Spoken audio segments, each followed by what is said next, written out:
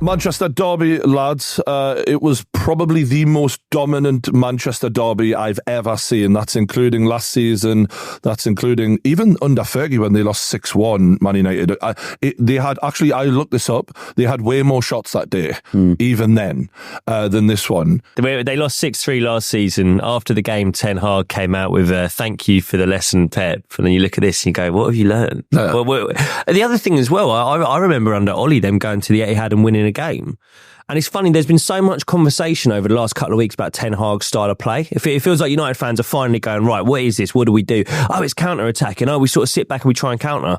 They were better at that under Ollie. I feel like they've gone, even at what they're trying to do, which is counter-attack, which is be a bit defensive. And by the way, I will say for Man United, yesterday's game is nowhere near the worst they've been this season. For about somewhat organised. But for about 35 minutes, I thought they were decent. Do you know why that is, though? It's because there's less to worry about.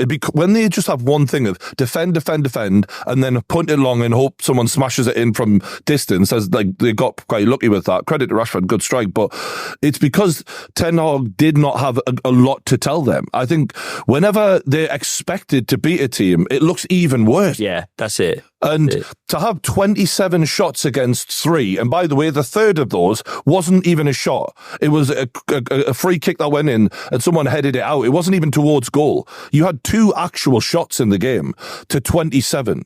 Newcastle, by the way, when we last played City, we had 12 shots against them. Like, this wasn't even as bad as our... You know when you guys murdered us at the Emirates? Yeah. We were not even as dominated as this. Because the only thing I'll say is that, like, they could barely put a team out yesterday. Like Evans wasn't fit, had to come off. Rashford wasn't fit, had to come off. Like, whilst they were bad yesterday, I don't feel like yesterday is the result or the performance that should be the reason people ask questions of Ten Hag. In the same way that, like, Newcastle this season, there's been plenty of games that have been really, really bad. At no point have we ever questioned Eddie Howe. At no point have we sat here and gone, oh, it's time to ask a question on Eddie Howe, because we've gone, well, fair enough, there's no one fit. Like, you haven't got a squad, really. It's been so rampage of injuries. And yesterday, I've got to say, looking at that United team, I was like, I almost can't criticise this guy today, because this isn't what he wants to put out. And yet at the same time, it's the exact same tactics that he's been doing for the whole time he's been here.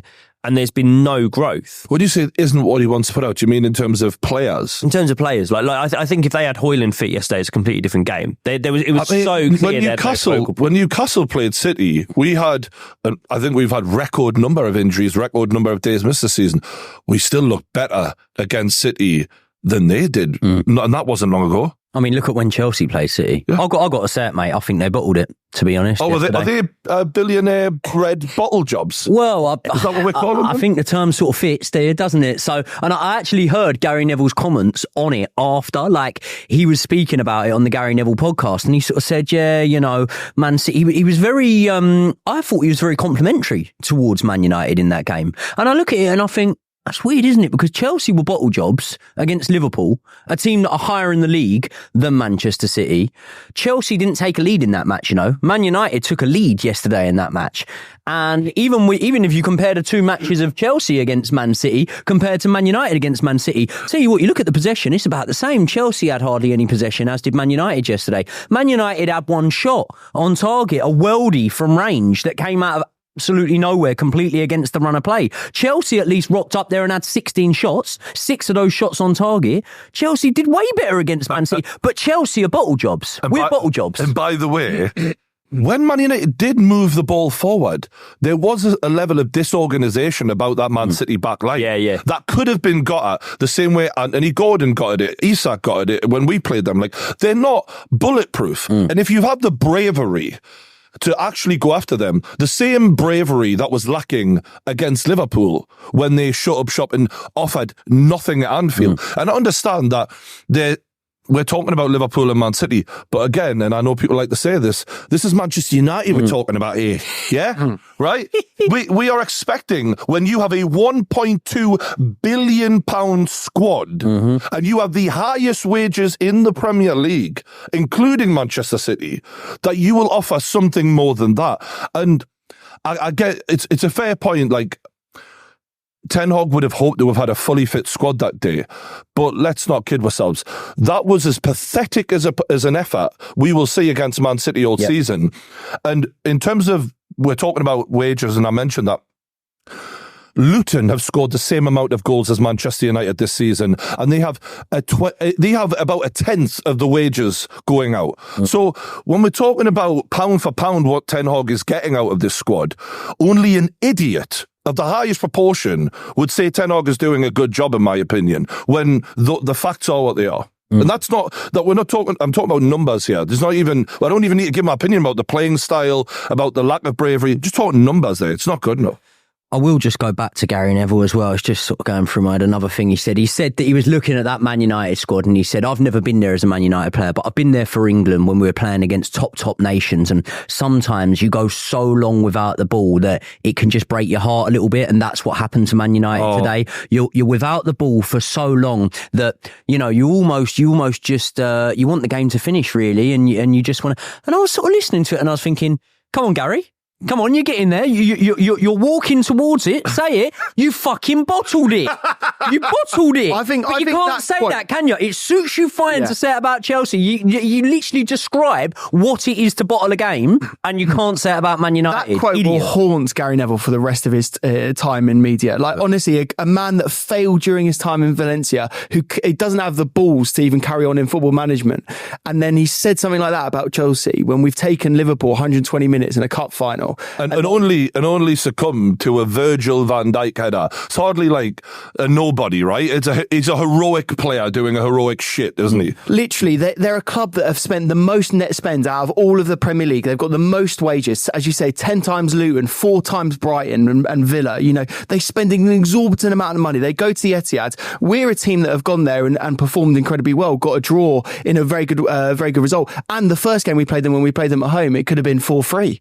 Like, we've taken them absolutely toe to toe. So I'm not making this a Chelsea versus Man United thing, but that quote will never leave Gary Neville. He is one rule. Up. It's one rule for Chelsea and another rule for his beloved Man United. But also, right, to go, oh God, yeah, Man United decimated by injuries. There have been clubs up and down the Premier League that have been decimated by injuries and had to play big teams, had to play Liverpool's, had to play Arsenal's, had to play Man City's, and they've done a better job than that. So honestly, I love that he said the quote in a weird way, because it feels like he is demonstrating what Man United are. They're bottle jobs. Well, can I talk about, so the comparison between the Chelsea-Liverpool thing and then what happened with United and City yesterday, like, Chelsea-Liverpool, I've got to say, at the end of that 90 minutes, I thought you were going to chin them. Like, I thought you were going to win that game. When Gallagher was getting that opportunity at the end of that cup final, I thought, oh, Chelsea might actually do this.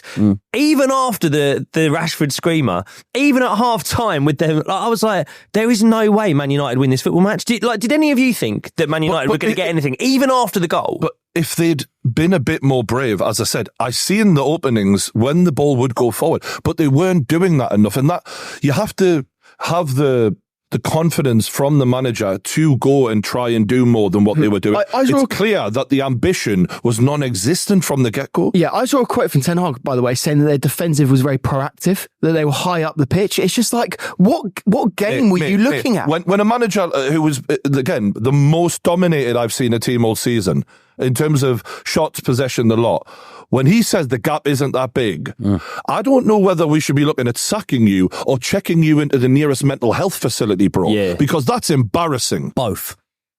Do both. Yeah, fair. Well, the question is he lying to the fans to try and protect his reputation and try and gaslight them a bit and go, no, well, we are doing good, or does he not see it? Like, no, genuinely, I'm asking you, what do you think? Do you think he's deluding to think they actually are doing all right, or do you think he's trying to lie to their fans? Either way, it's fucking terrifying if you're a Man United fan. Like, if you're a Man United fan, especially if you're one who's been backing Ten Hag, you can't defend such levels of stupidity at this point. Like, to see the gap being the biggest I've ever seen it between Man United and Man City now. In terms of, we know this. We've watched them play terrible football all season, but they've got out of jail, ironically, through moments like Marcus Rashford, like Bruno Fernandes, just these little moments of magic that'll happen in those games. But the level has never been bigger. And when he's saying the gap isn't that big, you're like, well, if you're either a liar or you don't say it. And if you're lying, do you not think the entire fan base has just sat and watched that shit? Yeah. Like, you know, when Newcastle played Sunderland, obviously it's a derby, you know, but there's a huge gap in theory, between the Saudi money Newcastle and Sunderland offered way more of a fight, way more of a threat towards us. They've treated like a derby game. They didn't roll over like a submissive little puppy on their back. That was pathetic. I mean, even when you look at teams playing Man City, like I sat down and watched the full 90 of Man City against Bournemouth the other day. Bournemouth put up way more of a fight against Man City than Man United did. Like there was I get that it's easy to say this in hindsight, but there was such an inevitability, wasn't there, that Man United were going to go on and lose that game. It was just so clear. Which is mad, by the way, because until yesterday, Man United were on a streak of 143 Premier League games where they'd been leading at half time and they were unbeaten. And they've also won a few games lately. And like with Casemiro coming back into the side and him and Maino looking all right together, there was periods where you're thinking, all right, maybe they can hold this. But again, if you're not offering a threat, you're just inviting more and more pressure. Now looking at them, Aston Villa are 11 points clear of Manchester United. I mean, that can't be acceptable to any Man United fan. Like, you know, if you're a Man United fan, you've just woken up from a coma and your last season was like Fergie and you're like, what, we're 11 points behind Aston Villa. And since then, Leicester have won the league, fucking Liverpool have won the league and the Champions League. Like, you'd want to be put down. Aston Villa have spent a couple of seasons in the Championship. Exactly. Now they're back up above them. Yeah, it's crazy, man. Like, I just look at things at the moment and I look at Ineos coming in and I think there's absolutely no way that Ten Hag is there next season. I really don't think there is, because you can give underlying factors for every club at the moment. You can talk about the injuries and whatnot. But regardless of injuries, right, style of play is something that you might see style of play implemented well, but you'll definitely see a style of play if it's there to be seen. With Man United's, it's like counter-attacking football, okay, yeah, and they're not doing much with it, and it's okay if you go to the Etihad and set up and you're playing that counter-attacking football, as Chelsea were, as other teams will be when they go there. But you're getting outplayed by Fulham at home. There's so many matches that literally, like you say, the individual brilliance is the only thing that's papering over the craps here. Let's talk about some of the good things, at least. The Rashford goal. It was a fucking screamer. And you kind of could have bet your house on that coming, because in the week beforehand, he does this interview, don't doubt my commitment and all that. And I'm like, yeah, he's fucking scoring at the weekend then, because he's that kind of guy, right? But what do we make of his comments in that interview and just him generally at Man United right now? Well, it seemed to me from the snippets I saw of the interview, like his main sort of point as to why people shouldn't doubt his commitment is that he's never moved on. And I think, well, there's surely more layers to commitment to a club than that, you know? You're very, very patchy. Like, your career is literally the most patchy career out of any English player I can even think of. So in terms of when you're going out in nightclubs and stuff and being pictured after losses, when you're on the pitch and you really don't look like you give a shit, man. Like, look at the way Barkley drift past him. Everyone saw that. It was clipped up and it was in everyone's WhatsApp groups. There's so many points this season that probably haven't been clipped up that show that sort of attitude from Rashford. It's like, okay, brilliant. Round of applause because you stayed at that club. That's brilliant. You've done really well there. But I think there's still legitimate doubts of commitment regardless of leaving the club. It can be in your performances for that club. Yeah. The complacency that we see on the pitch of like, what, I think there was a comment about the wages he'd been offered from other clubs. And you think to yourself, all right, you've turned down those contracts. You've still accepted, 300 grand a fucking week. You're not fucking out here struggling, mate. Like, you've stayed the course, but you've been highly compensated by it. And there is so many times when we watch you on that pitch where you do not look anywhere near the level of that kind of player. You're not delivering even the bare minimum that a kid like Maino, who's probably on 10 grand a week, is delivering for Man United in commitment levels. So it's like you're acting like you're being harshly judged. Now, I'm sure at times he has been, because he's like the guy of Man United. He's the face of the club. But equally, rightly so, you're being judged, because sometimes you fucking shit. I think reading between the lines, I sensed a little bit of, and I could be wrong on this, but I sense a tiny bit of resentment from Rashford in terms of like, look at these offers I've had. Like, I could be going on and picking up silverware and going on and playing for these clubs, but I've stayed here. Don't doubt my commitment. That to me said, you're a bit gutted that you haven't took these offers at some point or another. To bring them up, I think he might be. Yeah. It felt very historic. It felt very like, you know, I've been with United for a long time. I came through the academy. I could have gone to other academies. I could have gone somewhere else when I was young, but I've stayed here. But it's like, yeah, you're talking talking about United as an institution. You're talking about United as a club. You're talking about historically what you've done with them. You're not talking about anything now. There was no, I believe in this manager and this squad. There was no, I'm doing everything to be a good part of this team. It was like, no, I like the club. But in terms of the immediate stuff that's around me right now, don't ask me about that. And reading between the lines, that's what it felt like to me. It felt like, yeah, historically, I've been for this, what's going on here. But there was no, and right now, I'm behind this captain and this manager, and I'm going to do everything I can for them. There's no mention Ten Hag whatsoever. Josh, do you not think that is evident in the body language? Oh yeah, when you watch him on the pitch, like the way he was sauntering around, and do you know what? It was interesting. I was doing a bit of a player cam. Do you remember back in the day they had the Sky Sports where you could just follow the player? And in the last couple of games, I think it was the Wolves game previously, like both those games, he has been tracking back and running a bit more. And there has been like obviously a sort of a reset button in his head where he's gone, I'm going to have to run and show what I'm about on the pitch with my body language, because people are analysing my body language so aggressively. But ultimately, do you really need the media and fans to get on your back to get to that point? Like, if I was Ten Hag, what I'd be expecting from my players, especially when they're on 300 grand a week, near enough that amount of money, would be that they would run back and, run up and down. This is why I get so infuriated with players like Sterling. When you think about English players and you think about whether they're going to track back or not, that's a huge part of the game now, especially as a winger. And I think it's only taken the intense scrutiny that Rashford has had in the recent times to impact his game in a way. It should be the bare minimum. I mean, when I watch Anthony Gordon, who's in direct competition with Rashford, he's giving Newcastle the goals and assists that you can give. He's also giving us the work rate. Like, he's out working you week in, week out for a fifth of the money that you're on. Yeah. He's not fit though. We should say that with Rashford, by the way. Just to be fair, like even Ten Hag is saying he wasn't properly fit for that game, but he wanted to play because it's the derby. Like I've got to be honest with you, I feel a lot of responsibility to defend him, because I think it's mad. Like, United fans don't like him. And this bit of PR, this article, let's be honest, it's not worse. It's backfired completely. Like United fans haven't warmed to him at all after that. I still look at him and I'm like, in terms of like potential of what you could be or could have been if you'd have had like a coach who could have got something out of you over the last 5 or 6 years, I think he's one of the most naturally talented we got. We had the debate on here a couple of weeks ago about whether Saka could ever be at the level of like a Ronaldo or a Messi. And when I look at Saka, I'm like, well, the reason you probably can't ever get to Ronaldo levels is just your body. Like, you're not as big, you're not as fast, you haven't got that, like, you're not that kind of athlete. Whereas, like, Rashford, I'm like, he's kind of got everything, potential-wise. I'm not saying he's lived up to it. I think you're bang on that he's patchy and his fitness is an issue. But, like, I'm looking at him and I'm like, mate, if you go into a laboratory and just build a player, that's it, isn't it? Big, fast, ball striking, through the middle, out wide, can beat a man off the dribble. You used to be able to beat a man off the dribble.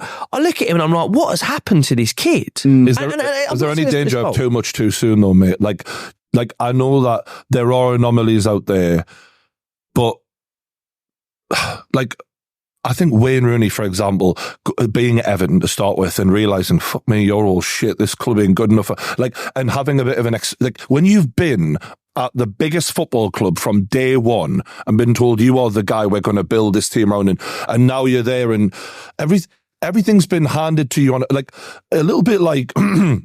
Some people kind of accuse AJ, Anthony Joshua, of this on Team GB. Like, when you've been the guy and everything's been built around you for that long, have you done the hard yards, the struggle to get to, like some of the great players did in the Brazilian, generations, for example? Like, has he been just a little bit cotton wool too much? Well, okay, to offer you a comparison, I know, by the way, I've got no reason to fight Rashford's corner. I've criticised him in the past. I think United fans have got 100% good reason to criticise his work ethic this season, because we've all seen the clips of not tracking back. I just look at a player with potential who could have been handled differently. Of course, there's plenty of responsibilities on his side as well, but the easiest comparison to make surely is Phil Foden, another player born in the same city with exponential levels of potential and talent, but has been handled completely differently at City. And Rashford, to fight his corner a little bit, you can say, he's been given everything, blah, blah. You can also say he's been given way too much responsibility at too young an age.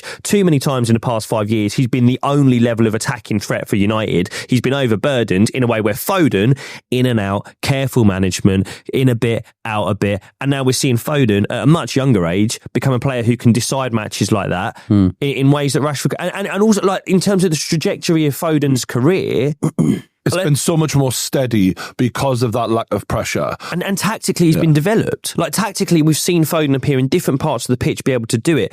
With Rashford now, I'm like, I still look at him like, well, every time you get played through the middle, it doesn't work. And I remember that Mourinho interview from years ago where there was United fans going, just put him through the middle. Mourinho said, I'm telling you now, it won't work. And we've seen it since. Doesn't work. On the left wing, doesn't track back enough, doesn't help his fullback. And you're kind of going like, this feels like such a waste of potential from both the player's side and the people above him at Man United. And on the Phil Foden thing, if you look at him season in, season out, because of the way he's been developed perfectly, every year his stats get better. They're in drop-offs, whereas obviously with Rashford, it reads like fucking a horse. Bipolar. Bipolar. In a weird way, this is endemic of the football clubs, though. Like, if you think about how well run Manchester City have been in the last 10 years, and let's forgive all of the, or forgo all of the question marks about how they've done it. But if you look at how they've built a management structure and a coaching team around improving players, and you look at how Phil Foden has improved over that time, at Manchester United, different managers come in, different styles of play, no directors of football, no coherence throughout the club. You see how awfully they've been managed. And Man United, like, they just look like a shell of a club. And if you think about the level of coaching that Rashford would have got if he'd gone to the blue side of Manchester, he could have been a world beater. Yeah. Like, he could have been a completely different. He might have been a central striker. He could have been completely shaped in a different way. Not just City. Imagine him under Klopp. Like, imagine him as a wide forward under Klopp. I don't know if you guys heard this, but Pep said it would be Rashford if he was to take any Man United player. He'd be the one. So this is where I think we've almost got to give Rashford a bit of slack. And like, obviously I understand that individual players have to improve in their own right. They have to get better off their own back. But also, like, just think if he'd had a coaching set up to improve him, how much different he would have been. Yeah. But really interesting. I know I'm flip-flopping. Supposedly he's got one of the best coaches in world football around him right now, though. Who? Ten Hag. I mean, no one who's saying that. Yeah, like, Man United fans. But when he came, the whole point is the guy is a genius when it comes to obviously systems, and he had a whole bunch of youngsters there at Ajax who he'd coached fantastically. So if the bullshit I've been hearing for the last 18 months is true, he therefore should be getting the best out of Rashford. Rashford's stuck between a rock and a hard place when it comes to the manager, I think, because he definitely understands that Ten Hag ain't the man, and I think that he knows that. I think you can see that in his effort levels. I think you can see that in his performances. At the same time, he also is probably mature enough to understand that, okay, Ten Hag might not be the man, but you play every minute available.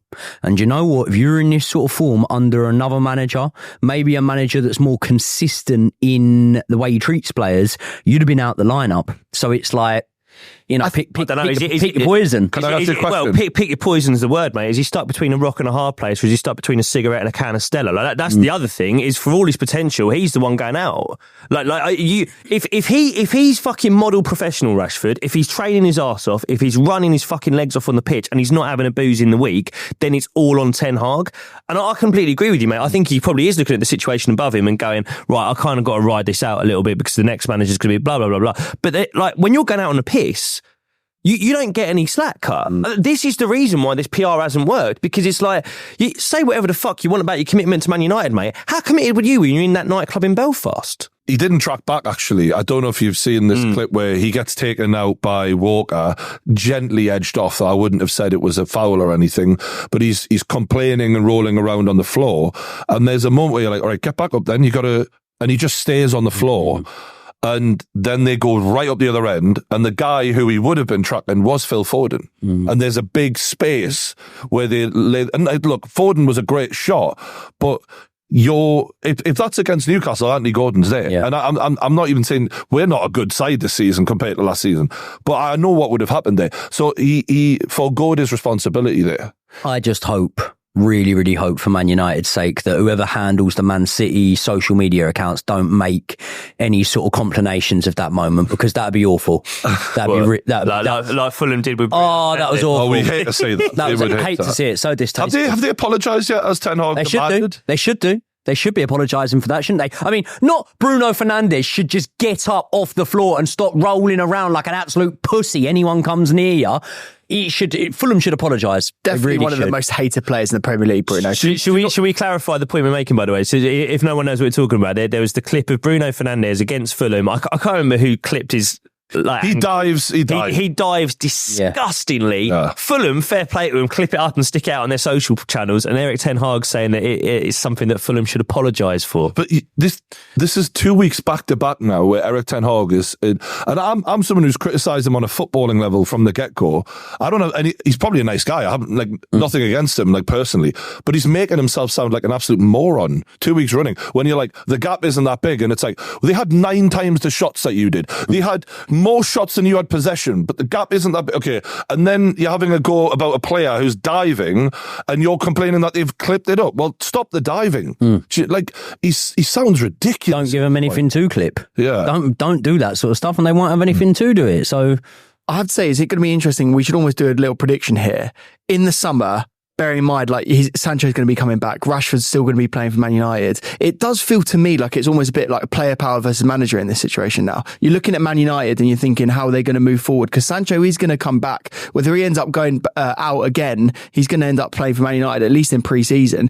And so the club and Ineos have to make a really serious decision now about what they do with the manager. And honestly, if you're going player versus manager power now, I'm going to go player power. I think that ends up winning. I think the owners made it. I mean, do you know that comment you're making, you were saying there about how Ten Hag was like, the gap isn't that big or something? That feels to me very, very pressing, because the fact that Jim Ratcliffe a couple of weeks ago, what was his words? We need to close the gap. And then Ten Hag's going, the gap isn't that big. No, I totally took it the same way. I thought, you're saying this because you're aware of the decision on your future is being made not at the end of the season, right now. And you need to convince people you're the guy when it's obvious you're not. So you're saying things that make you sound fucking deluded. He's feeling the pressure. And Joey, you called it a long time ago with the Sancho thing. You called it that Sancho was looking at Ten Hag going, I'm not apologising for all this stuff because I don't reckon you're going to be here. Yeah, I think so. And I think that when you look at the dressing room, I think you can see it from a lot of the players' body language sort of thing. Like, they're just not really having him, are they? So I actually do think, though, that the next manager to go in there has got an easier job than some of us might think, because I actually think they've got some decent players. I think they've got a good balance when it comes to young players and experience. And I honestly do believe that whoever comes in there has got, and I can definitely tell from your face, Josh, I think whoever comes in there has got an easier job than we think. I think that's completely insane. I think they've got to hit the reset button.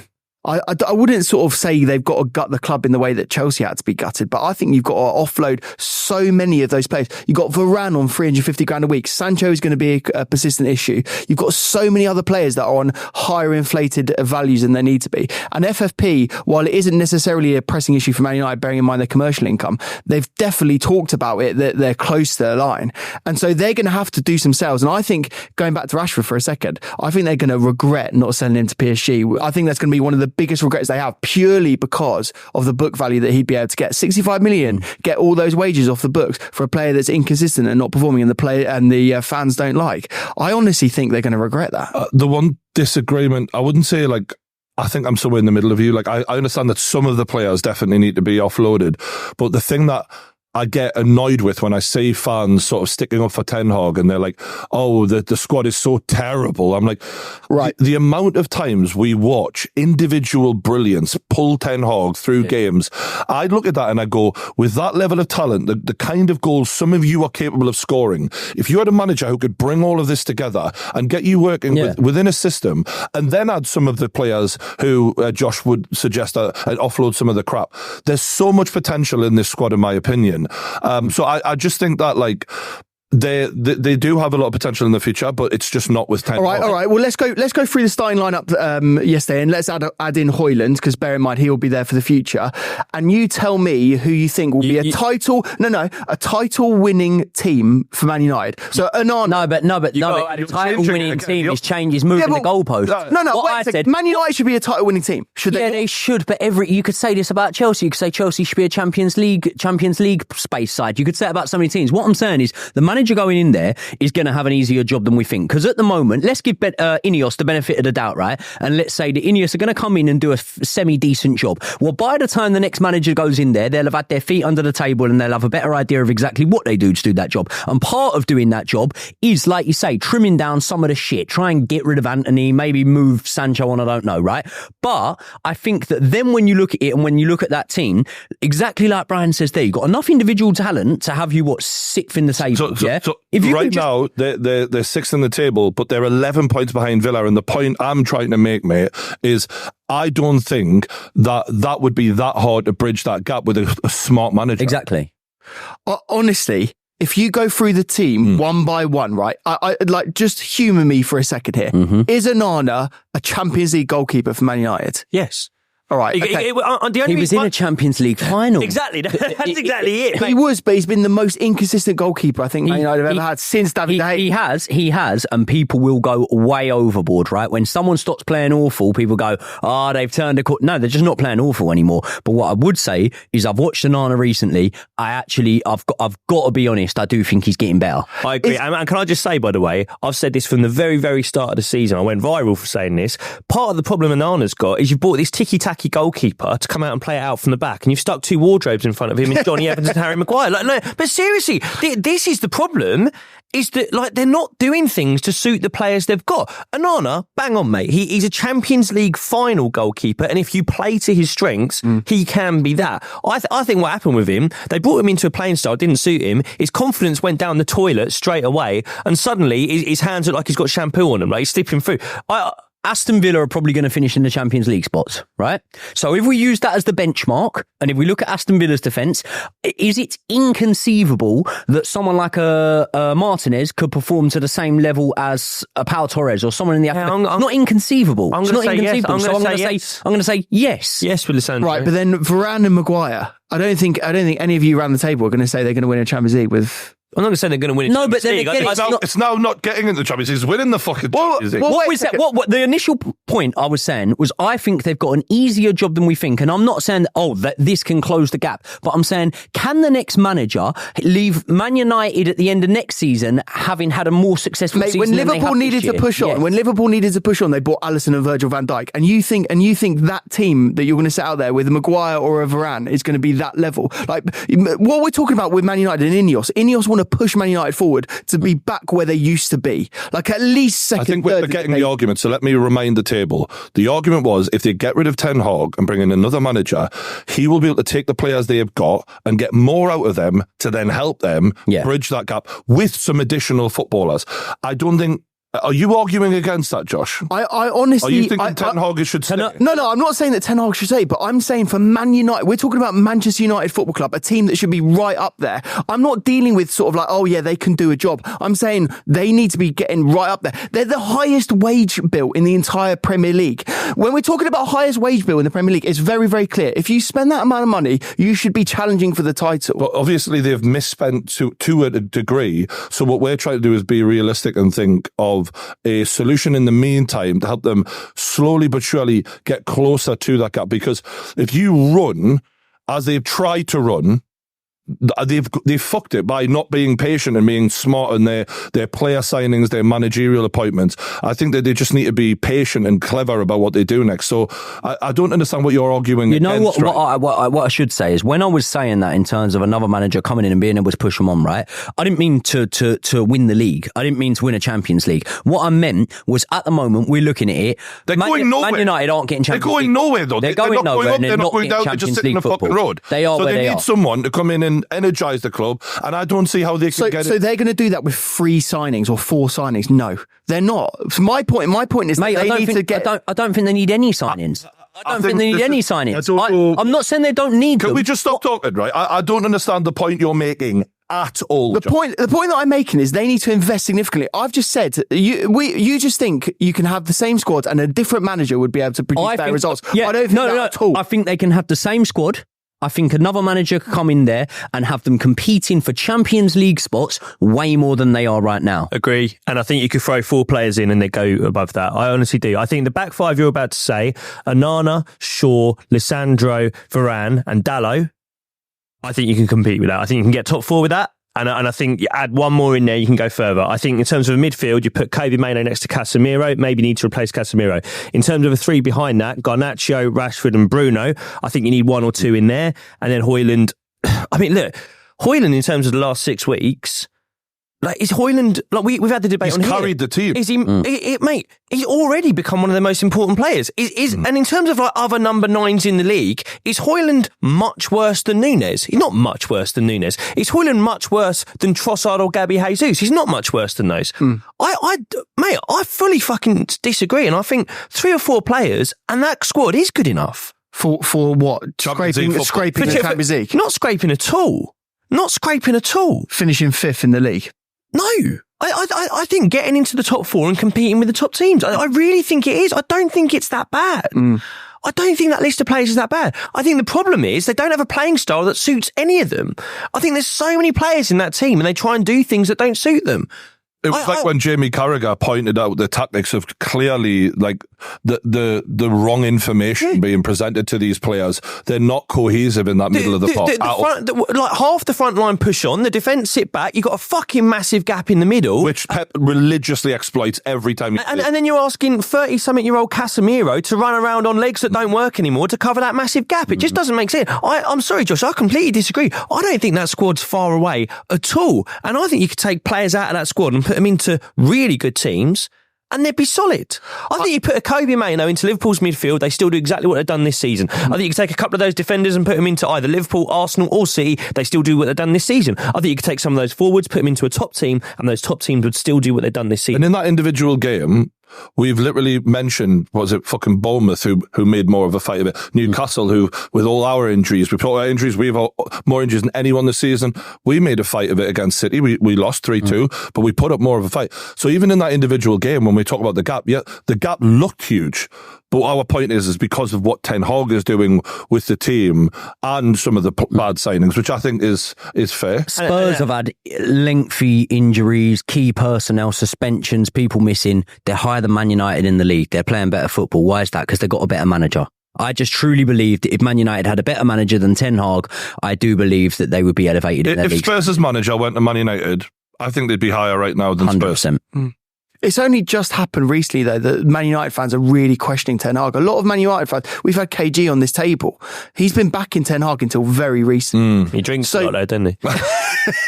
We miss him. Do you know what I do think, though? I think that sometimes, right, you'll get a different response from someone who's going to be on camera, on a platform talking about it than you might of the fans in the stands. Because you have to have... I know myself, and I was saying this to you off camera, right?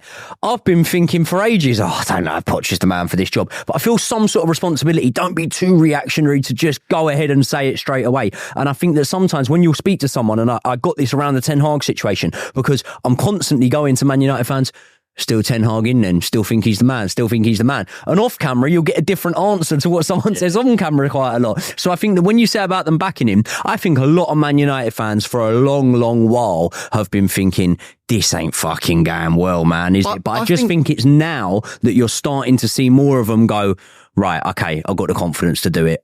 I'm not Ten Hag. I just think if you look at the future planning of different squads, so like take Arsenal, for example, like the way that they're future planning their squad, they've got young players coming through that are going to get better and improve. I think that's the complete opposite of Man United. They've got lucky with a Kobe Mainoo. They've got some other players that are in there like Garnacho, who the potential is very open. He could be absolutely a world beater or he could be a bench player that you never see again. I just personally feel that club, not only do they need to change the manager, they need to significantly invest in the future and get some better players coming through. Not just from a first team perspective, but also from a bench option. Like, if we're having this argument again next season where you're going, oh yeah, Man United have had loads of injuries. It's Man United. They spend the most on wages in the entire league and we're defending them for all their injuries. It's just like, you need to have a squad in the Premier League. Like, if Man City get all the injuries that Man United get, they probably still finish 3rd or 4th. They like, at least. I'm not disagreeing with anything you've said there. In an ideal world, they do both. They do absolutely do everything you're saying. Invest massively in the future. Change the identity of what they've been looking for in terms of age profiles and whatnot. Not age profiles. And I do agree. I'm just saying, I don't think they're as far away as Ten Hag has got them. And if just by changing a new manager, getting a solid manager in, could help them close that gap alone, let alone if they do everything that you're saying they should do. And with the amount of money that club makes, they should have enough money to fucking throw at it. But I guess we'll see.